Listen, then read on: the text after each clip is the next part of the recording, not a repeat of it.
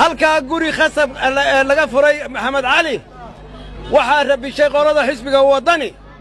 abaal bay dhigteen gawaadhi dawladdu leeyahay bay jajabiyeen maxaan ku idhahdaayey madax bay dakhdakhreen waxa weeye berri markuu cirro daantaa u tallaabo abaalkaasay u dhigeen annaku waxaannu leenahay daannayaan lagu rabishin cidna maanta maxamed kaahin baa nala socday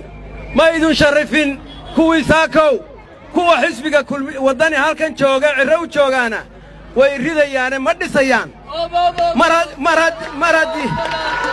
mar haddii ay yidhaahdaan ciyaalka ubshiida kulmiye way ridayaane ma dhisayaan waa dhita xunaa dhigateen waxaan